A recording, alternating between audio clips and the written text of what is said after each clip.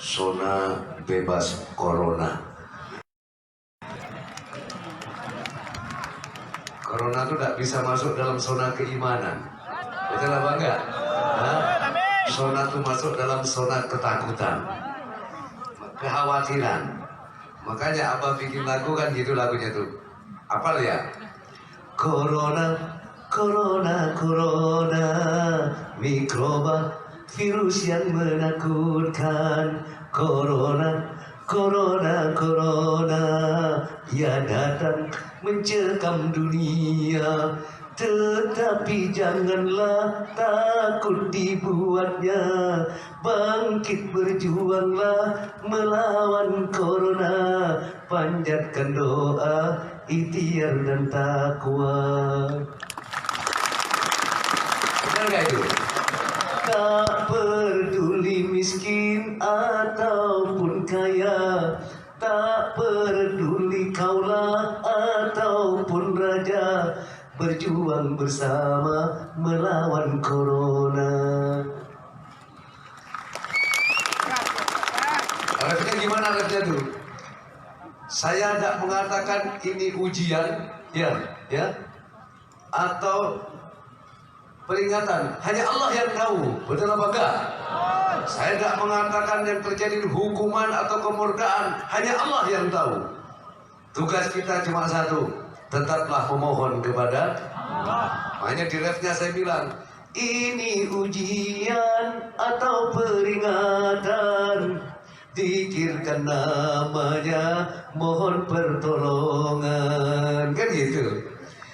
Ini hukuman atau kemurkaan, bersujud padanya, mohonlah ampunan. Semoga musibah segeralah sirna, semoga corona, semoga musibah membawa hikmah gitu. Semoga musibah membawa hikmah. Ini bawa hikmah benar bagi pedagang ada rumah sakit, ya enggak? Jadi setiap sesuatu yang Allah ciptakan, tak selamanya musibah itu tidak ada hikmah, pasti ada hikmahnya. Assalamualaikum warahmatullahi wabarakatuh.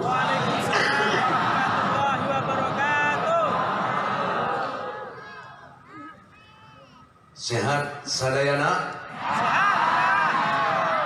Kumaha kabarna? Kumaha damang? Amin Allahumma amin. Syukur kepada Allah, sholawat dan salam tetap kita aturkan kepada junjungan kita baginda Nabi Muhammad sallallahu alaihi wasallam. Semoga syafaatnya beliau, barokahnya Rasulullah, syafaatnya Rasulullah, barokah karamanya Syaikhul Qadir Jilani, barokahnya guru masing-masing, orang tua masing-masing, senantiasa Allah limpahkan kepada kita semuanya dan keluarga kita. Amin Allahumma amin Allahumma amin. Bicara soal musibah, orang selalu mengatakan musibah itu sesuatu yang tidak menyenangkan. Musibah itu selalu dianggap yang tidak mengenakan. Musibah sesuatu yang menyakitkan, padahal tidak, wahai saudaraku. Musibah itu kadang ada sesuatu yang mengenakan, menyenangkan, itu pun adalah musibah. Tapi jangan sampai musibah ini jadi balaan hasanah, ya. Tapi jadikan musibah itu sebagai rahmat minallah. Paham maksudnya? Ekonomi tidak kekurangan, ya. Hidupnya mapan, tapi semakin mapan, semakin lupa, semakin angkuh, semakin sombong, semakin lalai untuk bersyukur atas nikmat Allah, maka nikmat tadi akan menjadi apa? Balaan hasanah. Bala tapi baik. Karena baik tidak terasa. Betul apa enggak? karena baik tidak terasa.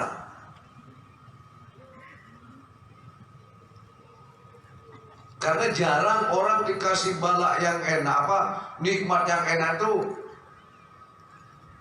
merasa itu musibah, dianggapnya itu satu kenikmatan saja. Betul, itu anugerah. Tapi jangan sampai anugerah itu menjadi balaan hasanah. Bala tapi baik, karena baik tidak terasa. Tahu orang renang? Tahu orang renang? Kolam renang itu kadang dari dangkal dibuat tambah dalam. Ya, dia nggak nyadar, tambah lama tambah dalam dan bisa renang, kelelep dia di dalam. Iya apa tidak? Jadi apapun hidup ini adalah musibah. Sehat, musibah. Sakit, musibah. Untung, musibah. Rugi, musibah. Kaya, musibah. Miskin, musibah. Tapi nanti ada yang menjadi balaan hasanah, ada yang menjadi rahmat minallah. Kalaupun dia miskin, tapi dia ridho dengan kemiskinan itu, maka kemiskinan itu menjadi rahmat minallah. Kemiskinan tapi menjadi kasih sayang Allah di dalamnya. Dia kaya, ya, dia kaya tapi tidak bersyukur kepada Allah, lupa kepada Allah, sombong, angkuh, itu akan menjadi balaan hasanah. Baik tapi bala, pilih mana? Enak tapi bala, nggak enak tapi rahmat, pilih mana? Saya pilih enak tapi rahmat minallah. Pilih enak, rahmat minallah. Betul?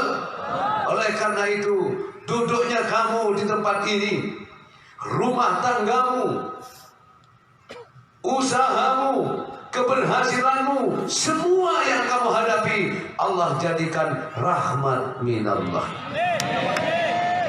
Amin. Allahumma. Satu contoh. Adakah yang datang ke sini karena tertekan keadaan? Iya sekarang, oi. Saya tanya, dulunya awal datang ke sini, adakah yang berawal karena keadaan ekonomi sumpah, keadaan rumah tangga ruwet, ya, masalah hutang bikin riweuh, ya, ada? Hampir berapa persen nih? Betul? Seakan-akan di situ kamu sudah tertimpa musibah, betul? Tapi datang ke tempat ini, berzikir kepada Allah, ya, ingat kepada Allah, ini namanya menjadi rahmat minallah. Musibahnya dilarikan kepada, bukan mengkambing hitamkan orang. Ada lagi musibah. Ada yang dimadu? Ada? Madumu bisa jadi musibah bagimu. Kalau bisa menjadi kebangkrutan bagimu. Ingat, catat baik-baik. Termasuk umi-umi yang hadir. Ya, lo namanya ngaji gak peduli, mau umi ngaji. Betul, Pak. Ya. Kamu dimadu, madumu bisa menjadi kebangkrutan bagi kamu. Bangkrutnya bagaimana, Bang? Tahukah kamu siapa orang yang bangkrut? Orang yang ahli ibadah. Betul? Orang yang ahli ibadah, ahli sodakoh, ahli apa lagi? Ahli to'am, ahli nuat, duha, oke. Tahajud, oke. Ngaji, oke. Wiridan, oke. Tapi kamu selalu iri dengan madumu, kamu selalu cemburu sosial dengan madumu, sehingga menimbulkan keberanian kamu kepada suami kamu orang yang bangkrut. Bangkrut di hadapan, betul enggak itu? Orang iri itu membuat dia bangkrut ibadahnya. Kenapa demikian? Orang iri akan menghasut orang lain untuk ikut Membenci. Contoh nih ya, saya tidak senang sama Pak Wawan. Saya cerita sama Kenos, Pak Wawan tuh dibeli gitu orang. Kenapa? Cinta banget sama saya. Namanya kayak gitu. Cerita. Pak Wawan cerita juga kepada Pak Bambang. Merepet, akhirnya ada komplotan ini, imam pada gak senang sama Pak Wawan. Nah, terhasut apa enggak? Terhasut apa enggak? Padahal nggak nyadar yang diajak berbicara itu ngegongin. Iya, saya juga pernah begini. Saya pernah tahu begini. Orang iri itu dilaknat oleh Allah. Betul tak, Agnes? Betul apa enggak? Orang iri itu dilaknat oleh Allah. Kenapa? Iblis itu dilaknat oleh Allah karena iri kepada Nabi Adam. Dia nggak mau, ya. Setelah kehadiran Nabi Adam, dia cemburu. Surga tidak boleh ada yang lain kecuali aku. Ini kebanyakan orang di madu kan begitu. Jangan ada yang lain kecuali aku.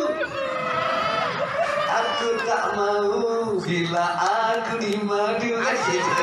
Pulangkan saja pada orang tua. Bila dipulangkan benar baru kamu nangis. Hah? Ini ada cerita di madu dia nggak mau, ada cerai dia. Begitu dicerai, ya jadilah dengan yang muda. Akhirnya karena dia nggak laku sama orang, dimadu lagi, laku sama orang, dimadu lagi. Keadaannya lebih baik dan lebih buruk daripada suami yang pertama. Akhirnya dia minta balik lagi ke yang pertama. Jadi kawin lagi, statusnya jadi yang kedua. Ada di sini? Coba ngacung deh. Saya kasih duit cepet. Ada ngacung pisan. Betul? Nah, jadi hati-hati dengan penyakit iri. Betul? Jamaah yang sangat saya cintai, kadang kita hidup bertetangga, kita punya warung, kemudian warung kamu di madu. Ada nggak warung di madu? Ada. Tiba-tiba di depannya ada yang buka warung juga, yang sama, jual sembako yang sama. Hati-hati, iblis akan masuk lewat darah kalian. Betul apa enggak? Hah? Lalu dia akan membisik kepada kalian. Coba tuh, gara-gara itu kan omset kamu sekarang turun. Sana tambah rame, tahu nggak? Ya dia rukun tuh. Ngebisik. Cara ngebisiknya gimana iblis? Datang orang, sampean harus hati-hati. Coba aja perhatikan baik-baik. Kok warung sampean tambah saya itu ngeliat warung sampean gelap katanya. Ada nggak yang begitu? Ada. Saya melihat warung sampean tuh kok gelap. Jangan-jangan sampai dikerjain sama warung sebelah. Kemakan dihasutan, pikir sudah timbul suudzon. Nah, inilah kerjanya iblis. Ya, karena dia pikiran, akhirnya sakit-sakitan. Warungnya jarang buka.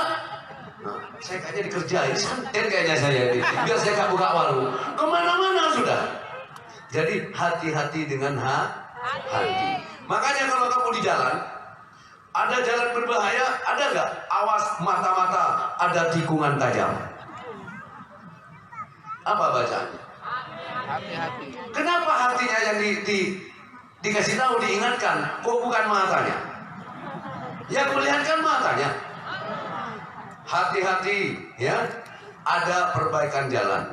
Hati-hati rem kereta. Betul nggak? Hah? Hati-hati tikungan tajam. Hati-hati ada selengkangan. Nah, salah ya? Salah. Waduh, yang macan haji tepukannya kenceng itu. Sama atau PP itu kenceng banget. Betul apa enggak? Kenapa kok kalimatnya hati-hati? Kalau kamu hati-hati pasti selamat. Ya kan? Yang diingatkan tuh hati, bukan mata. Mata melihat, tapi kalau hatimu nggak melihat, itu yang kemudian bikin celaka. Sebenarnya ketika di jalan itu suruh hati-hati diingat. ingatkan, jaga hati kalian, jangan sampai lupa kepada Allah. Kalau kamu selalu ingat kepada Allah, kamu tidak akan lengah dalam berjalan.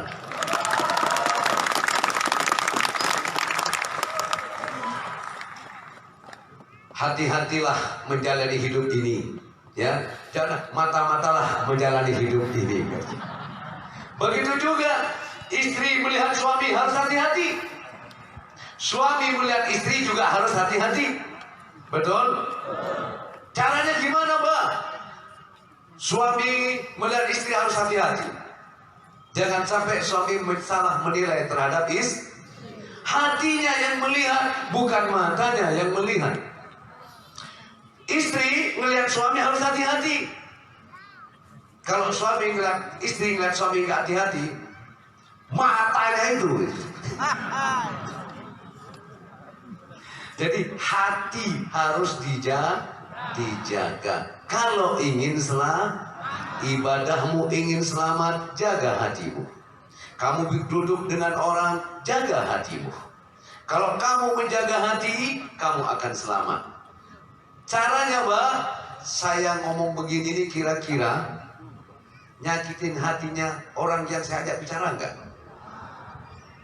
Saya enggak nanya kamu. Ini kamu tanya apa? Nurut si nurut lah. Kamu nanya pada diri kamu, kalau aku ngomong begini ini, kira-kira enak nggak di hati orang itu? Kamu rasakan dulu ke kamu. Kalau kamu yang digitukan, enak apa enggak? Kalau enggak enak, kamu jangan menggitukan. Kalau itu kamu lakukan, kamu tidak akan pernah bertengkar dengan tetangga kamu, dengan saudara kamu, bahkan dengan emak kamu. Betul apa enggak? Betul? Hati. Ya kan? Begitu juga kamu mau melakukan apa-apa pun harus hati-hati. Semua itu kenapa hati? Karena semua berangkat dari hati. Iya Banda. Kalau hatinya baik, maka sikapnya juga akan baik. Kalau hati baik, yang keluar dari mulutnya juga akan baik. Kalau hatinya baik, perbuatannya juga akan baik. Betul? Saya pernah mengatakan, ahli dosa, pendosa belum tentu orang itu jahat. Pendosa bukan berarti dia itu orang jahat. Dia pemabuk, penjudi, penzina, pelacur, germu, belum tentu dia itu jahat. Ya pada orang ahli ibadah belum tentu dia tidak jahat. Bingung apa enggak ini? Bingung apa enggak? Disinilah yang menentukan jahat dan tidaknya orang adalah hatinya. Pelacur itu jahat apa enggak? Pernah enggak pelacur nyakitin orang? Membunuh orang? Hah? Ngasut orang? Enggak. Pernah enggak pelacur ngomong, ngapain lo ngaji? Soalnya enggak perlu deh. Apa pengajian apa tuh, pengajian sesat? Enggak bakalan pelacur ngomong begitu. Oke. Berarti pelacur itu pendosa, bukan seorang pendosa bukan berarti orang itu jahat. Artinya belum tentu hatinya itu jahat. Orang ahli ibadah belum tentu hatinya tidak jahat. Iya Banda?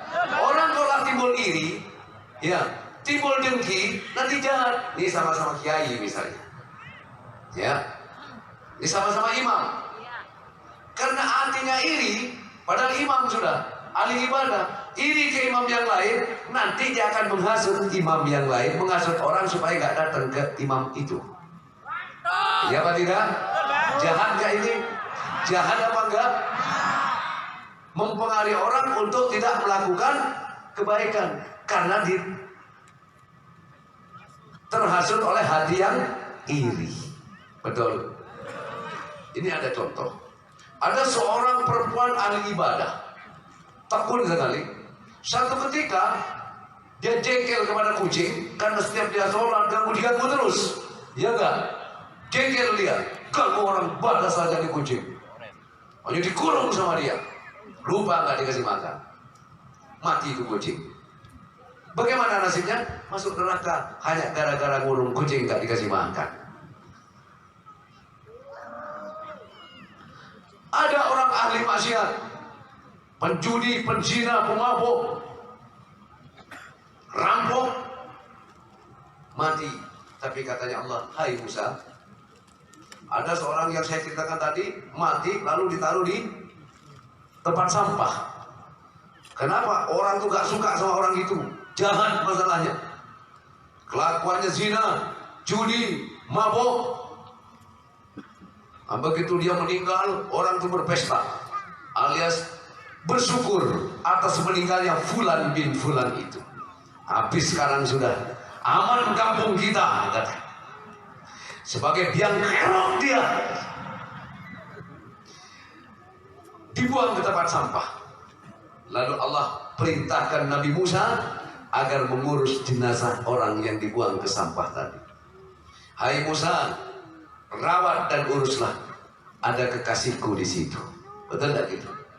Begitu Nabi Musa datang, bertanya kepada orang-orang kampung itu, siapa dia? Kenapa dia kok tidak dimakamkan? Kenapa tidak dikubur dengan layak? Kenapa ditaruh di tempat sampah? Wah, berceritalah seperti yang ceritakan tadi. Wahai Nabi Musa, justru kami semua bersyukur si Fulan itu mati. Is dead. Tumpes. Modal. Apalagi bengkak gitu aja. Mampus. Kenapa memang? Dia jahat-jahatnya orang, hai Musa. Jahat. Dia penzina, penjudi, pemabuk. Lalu bertanyalah Nabi Musa kepada, wahai Allah, sebab apa orang ini kau anggap sebagai kekasih? Lalu Nabi Musa mengatakan, dia rela menjalankan takdir dariku. Betul apa enggak itu? Betul apa enggak? Artinya dia jahat tapi dia tidak lepas kepada Allah, katanya orang. Tapi ingat loh, ini ceritanya Nabi Musa. Bukan berarti kamu berbuat seperti itu nanti saya kekasih Allah. Ingat itu. Ini suatu apa? Suatu contoh agar kita hidup di dunia ini jangan selalu jangan suudzon kepada orang yang dianggap orang itu jahat sama orang. Agar kita tidak menjadi merasa lebih baik karena kita ahli ibadah. Betul?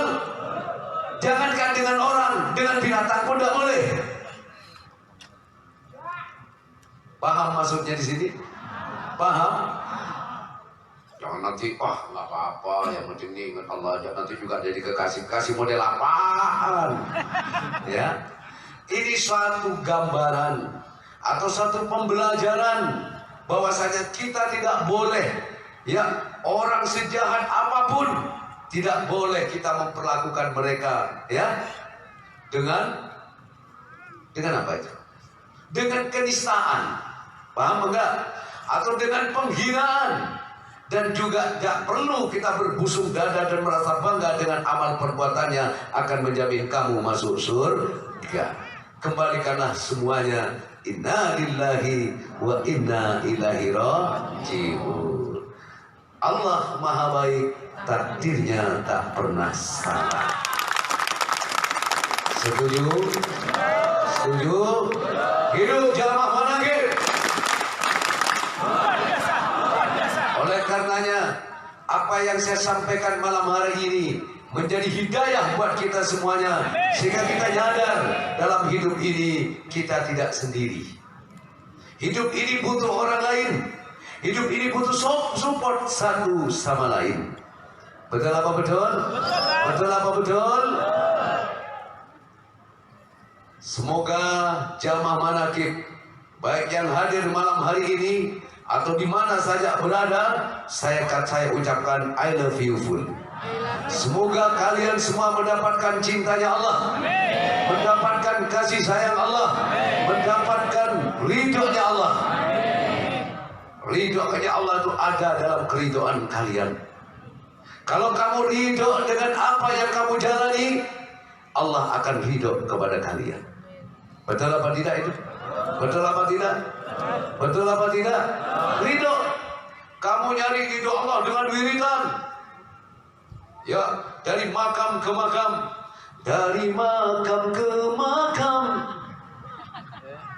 ku agungkan namanya, ku cari izin dan ridhonya dalam hidup di dunia. Kan gitu. Itu dikatakan, tetapi dirimu selalu berkeluh kesah setiap ku beri musibah. Kan gitu. Tidak bisa dapat ridhonya Allah biar kamu ahli ibadah, ahli zikir, tapi selalu berkeluh kesah terhadap hidup ini, kau takkan pernah dapat ridho dari Allah. Barang siapa yang ridho dengan qada dan qadarku, Allah pun akan ridho dengan qada dengan orang itu. Siapa yang ingkar, tidak terima dengan qada dan qadarku, keluarlah dari kolong langitku. Man lam yarda bi qada'i wa qadri faltamis damban siwai. Betul apa enggak? Barang siapa yang tidak ridho dengan qada dan qadarku, apa yang terjadi, apa yang diterima orang lain, itu ketentuan aku. Kadang kita ridho dengan apa yang kita terima, kadang kita tidak ridho ketika orang lain menerima nikmat. Ini sama orang tidak ridho dengan takdir Allah. Ini yang banyak terjadi, sehingga timbulnya pertengkaran, ya, timbulnya perdebatan, timbulnya hasud, saling menjatuhkan satu sama lain. Kita ridho dengan apa yang Allah berikan, tapi kadang kita tidak ridho ketika orang lain mendapatkan nikmat. Ini yang banyak. Betul apa enggak kira-kira? Betul apa enggak ini? Betul apa enggak? Betul.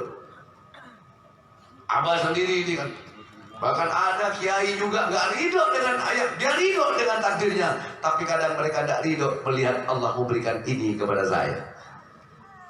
Iya mbak, ada itu. Dulu Kerokip itu nggak ridho. Penghujat yang paling keras Kerokip itu nggak ridho dengan nikmat Allah yang diberikan kepada saya. Boleh banyak orang. Itu dulu.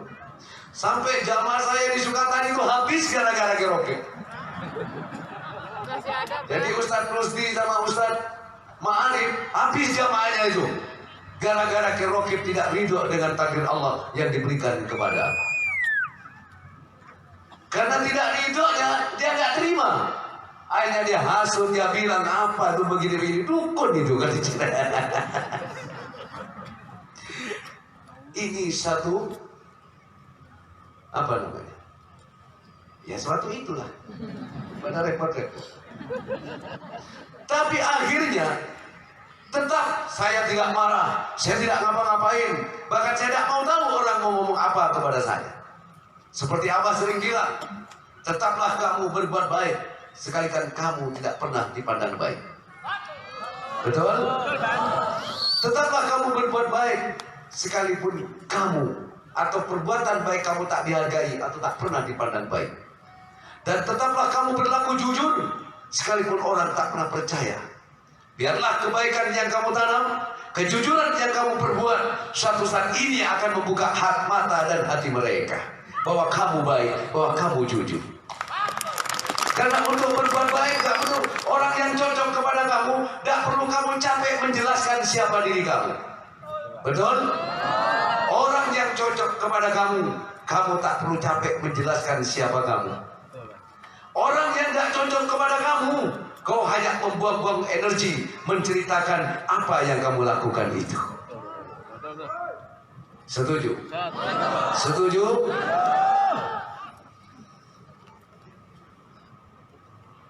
Alhamdulillah, di mana-mana pengajian. Masa libur? Libur lagi?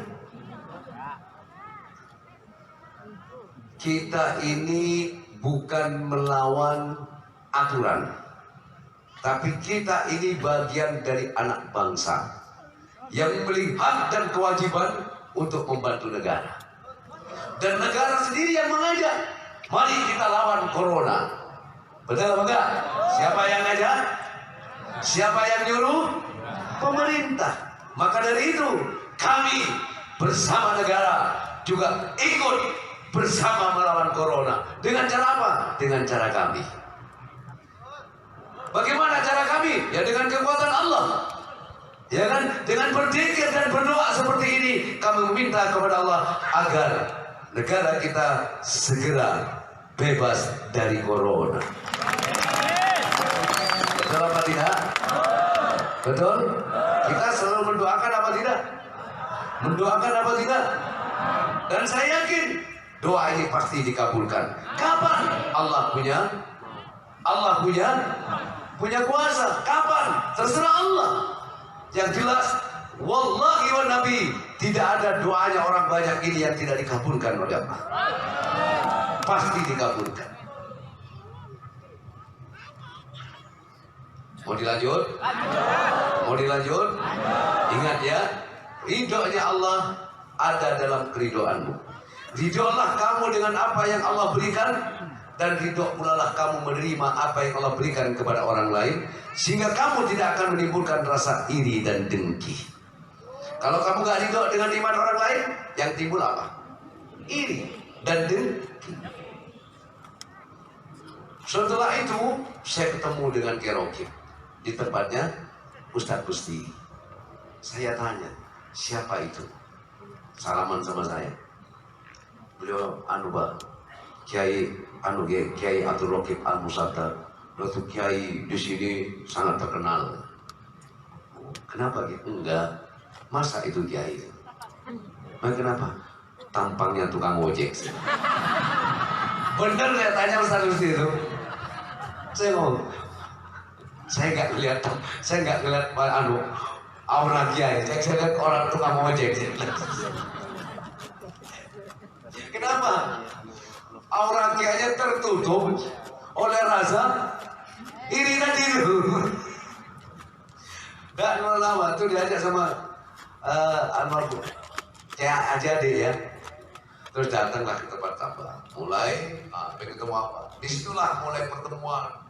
Tiap malam sampai sama Bu Nyainya, sama santri saya dijulukin Ustadz Subuh. Kenapa? Begitu habis subuh pulang, tiap malam. Berapa lama itu kalau 2 tahun, setiap habis subuh pulang.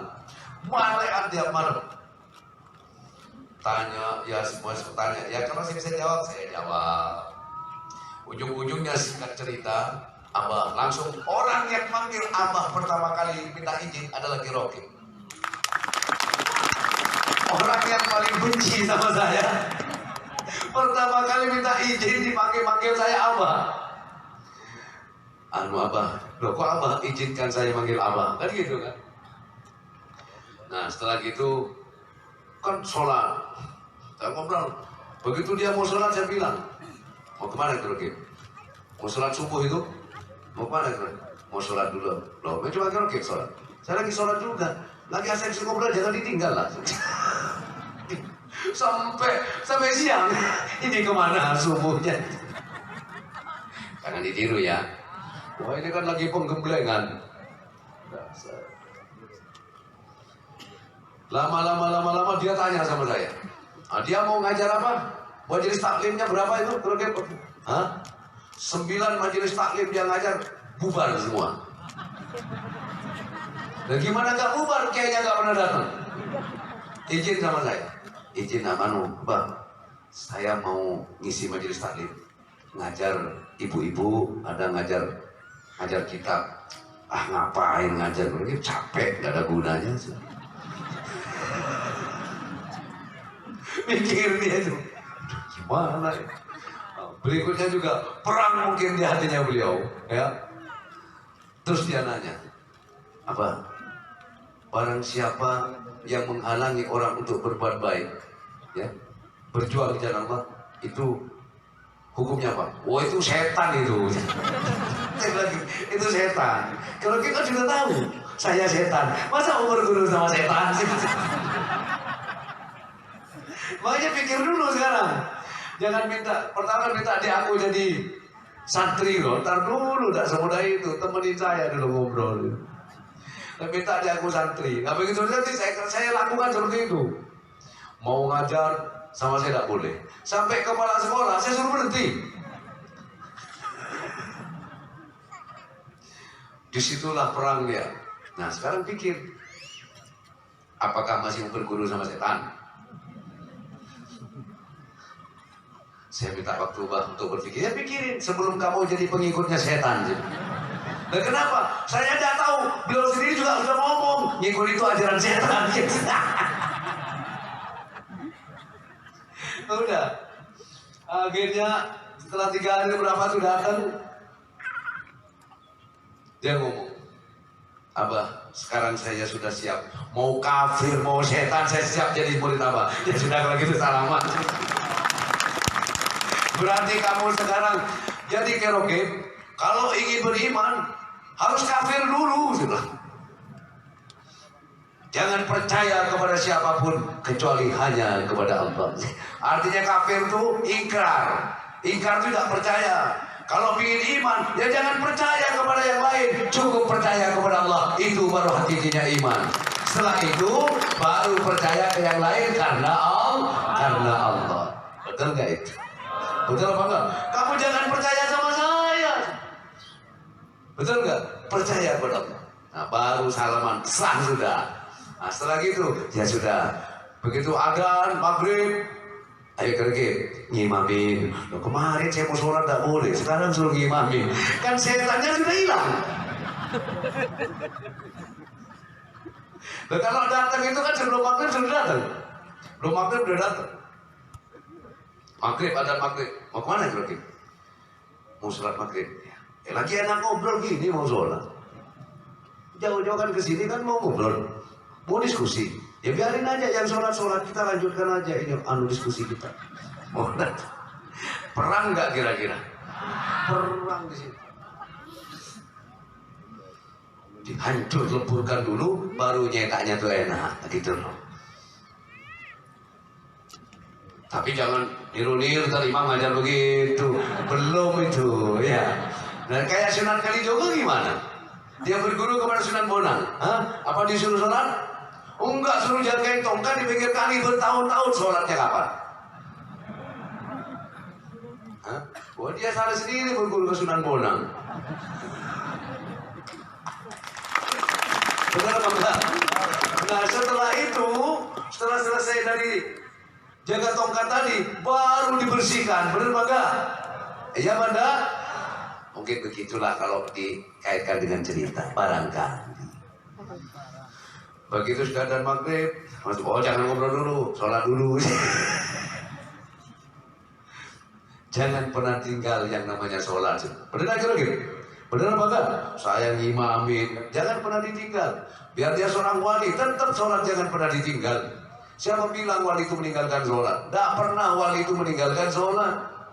Cuma kadang mata saya dan kamu yang gak bisa melihat. Betul apa enggak? Yang tak bisa melihat, kelihatannya tidak sholat. Kan kelihatan kamu. Oh kamu ngeliat dengan mata kamu yang suka ngeliat duit. Ya tidak tahu. Hah? Coba matamu melihat yang selalu kamu lihat. Apapun yang kau lihat Allah, apa yang kau dengar Allah, baru kamu akan melihat sholatnya orang-orang yang seperti itu. Apalagi yang seru lihat isinya amplop, ya tambah nggak kelihatan.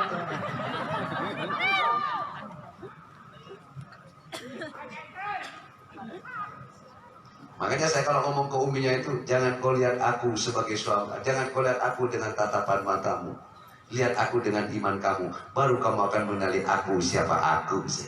Siapa aku? Ya bojomu. Betul apa enggak? Siapa aku? Siapa aku? Ya suami kamu. Betul enggak gitu? Makanya namanya suami, istri harus nurut sama suami. Kalau minta ya jangan nolak. Bu, kalau bapak minta nolak enggak bu? Kalau bapak minta nolak itu dosa. Iya Banda. Maka jangan pernah tanya minta apa bang? Apa baiklah. Minta tambah ke tambahan apa? Alhamdulillah. Hidup jamaah manakib.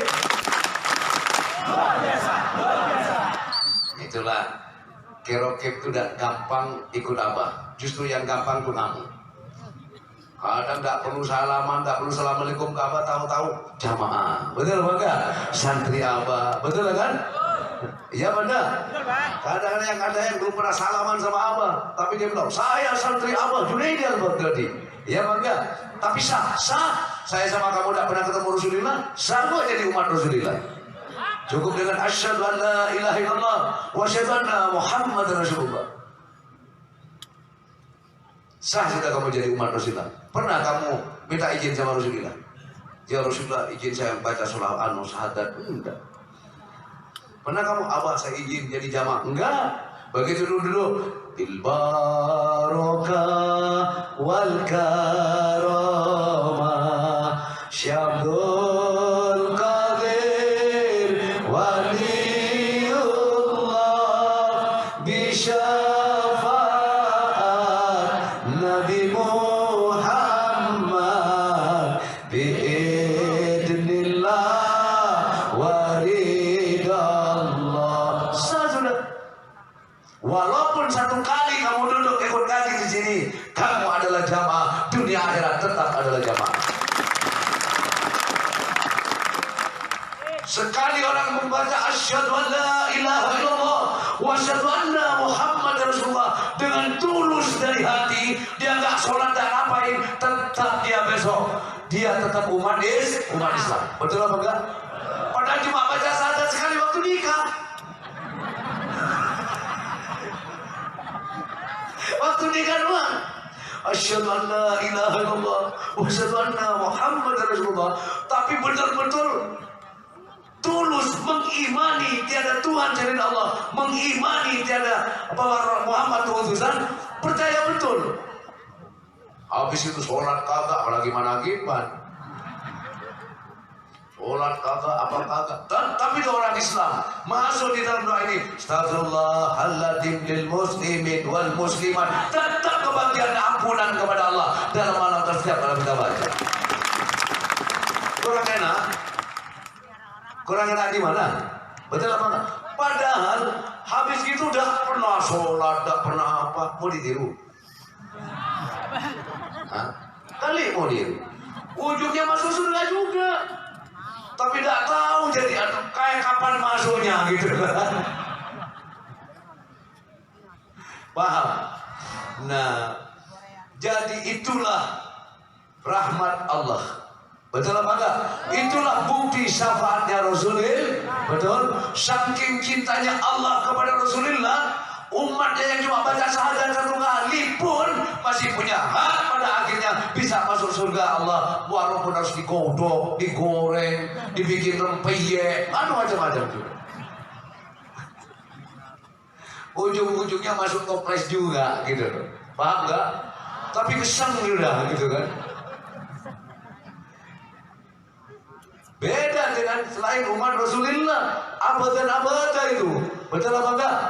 Abadan abada, selama-lamanya bersyukur kita kepada Allah. Begitu juga sekalipun kamu cuma satu kali ikut zikir, tapi ingat, langsung jangkot, senang, merasa senang saja ikut zikir sekali, habis itu enggak, tetap Syaikhul Qadir itu akan menggandeng kalian di dunia maupun di akhirat.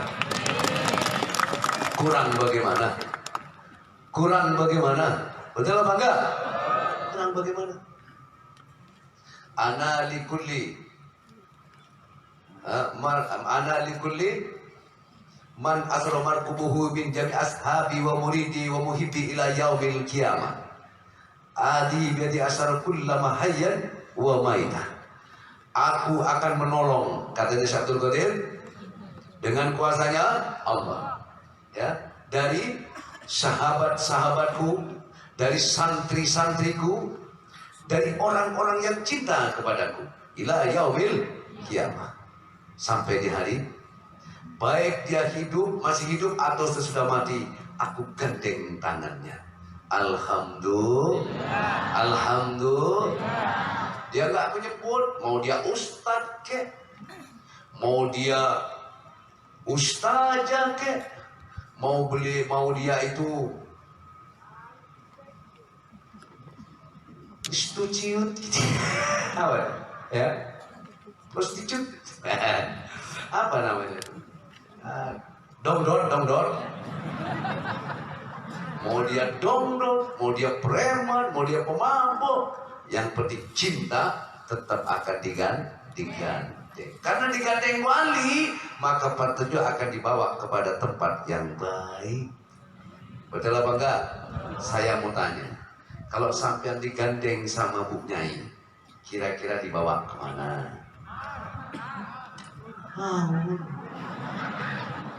Kalau sampean digandeng sama Bu Nyai, ya kalau Pak Yai digandeng Bu Nyai kan dibawa ke kamar, ya.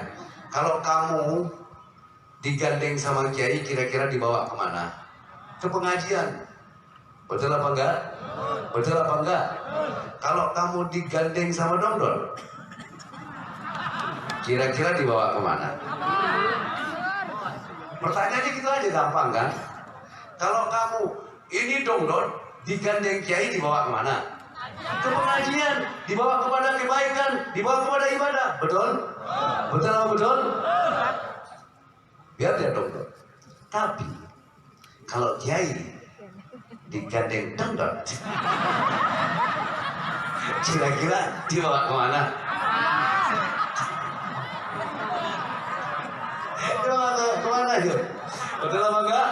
Tergantung yang menggandeng itu, benar enggak?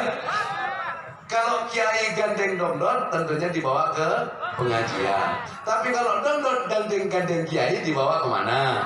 Ya. Di sini siapapun kamu kan yang gandeng Syaikhul Qadir, dibawa kemana? Dibawa ke surganya, dibawa kepada kebaikan. Betul apa betul?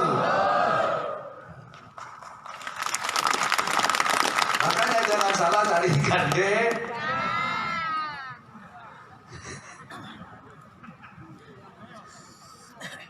Nah kalau digandeng orang yang cinta ke Kiai, kira-kira diajak kemana? Ya ke Kiai, betul apa enggak? Kalau digandeng orang yang cinta kepada dongdol, dibawa kemana? Ya saya tidak perlu jawab. Nah kalau kamu pegang al-Baghdadi Oil buat apa? Tergantung kegunaan. Kalau dipakai di kamar,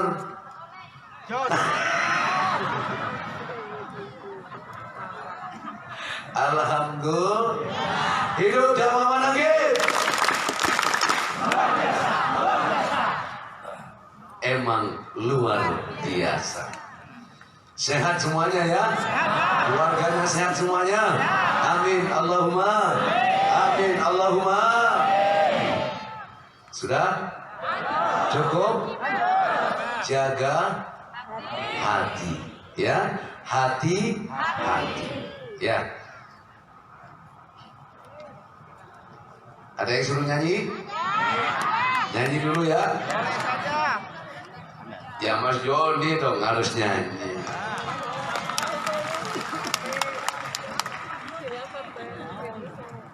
Mas Joni tadi tanya, Abah, katanya Abah punya minyak untuk oles.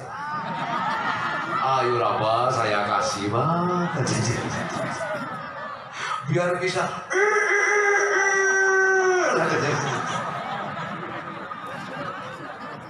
Ayo Mas Joni.